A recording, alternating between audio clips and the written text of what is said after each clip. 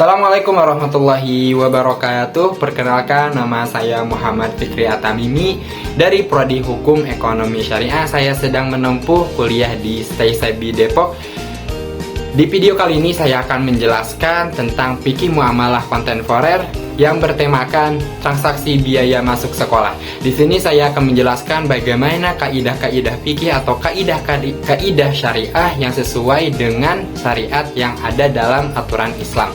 Nah, jadi di sini saya telah mempelajari tentang transaksi biaya masuk sekolah. Insya Allah saya akan menjelaskan secara rinci dan secara jelas dalam video kali ini. Oke, jadi tentang transaksi biaya masuk sekolah ini, biasanya setiap orang tua itu kan mendaftarkan anaknya ke sekolah tertentu membayar sejumlah biaya seperti biaya di awal tahun, SPP bulanan, termasuk biaya pembangunan. Nah, jadi apa sih atau bagaimana rambu-rambu syariah atau nilai Islami terkait dengan ini? Jadi insya Allah saya akan menjelaskannya tentang transaksi biaya masuk sekolah. Oke. Jadi di sini itu banyak lembaga pendidikan swasta, mulai dari pendidikan tingkat dasar hingga pendidikan tingkat tinggi itu yang berbayar. Jadi sudah tidak biasa menemukan sekolah yang berbayar. Nah, di antara daftar biaya yang biasa dibayarkan oleh orang tua itu, di antaranya itu biaya awal tahun, SPP, biaya bulanan, dan lain-lain yang masih banyak biayanya. Jadi bagaimana sih atau apa sih rambu-rambu syariah terkait hal ini? Oke, yang pertama yaitu kegiatan utamanya adalah menanamkan nilai Islam dan pengetahuan terhadap anak didik agar menjadi anak yang taat dan berwawasan luas. Jadi kita itu harus menanamkan kepada anak-anak didik kita supaya terkait pengetahuan yang nilainya itu bagus buat mendidik dan anak didik itu berwawasan luas. Nah, kegiatan ini yang sangat membantu para orang tua dalam mendidik anaknya. Hal ini sebagaimana hadis Rasulullah Shallallahu Alaihi Wasallam, "Man hala walidun waladuhu min nuhlin afdala min adabin hasanin." Tiada suatu pemberian yang lebih utama dari orang tua kepada anaknya selain pendidikan yang baik. Jadi yang pertama ini harus dididik dari orang tua supaya anaknya itu berwawasan tinggi atau berwawasan luas. Oke, selanjutnya hal ini sesuai juga dengan target ajaran Islam karena menanamkan iman dan adab supaya menjaga agamanya. Mendidik mereka atau mendidik anak-anak menjadi cerdas, berwawasan luas adalah ikhtiar memenuhi kebutuhan pikirannya. Oke, rambu yang kedua terkait biaya masuk sekolah ini yaitu merujuk pada kesepakatan dan kelaziman.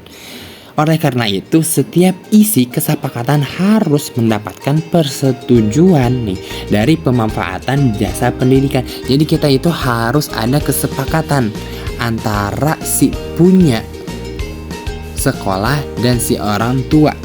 Nah, jika yang ditawarkan oleh lembaga pendidikan adalah paket pendidikan dengan tanpa ada hak tawar bagi orang tua siswa, maka semaksimal mungkin merujuk pada kelaziman.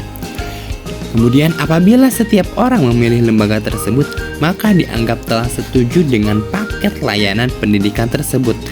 Hal ini sebagaimana hadis Rasulullah Shallallahu Alaihi Wasallam, "Wal muslimuna ala syurutihim illa syaratan harama halalan au ahalla haraman."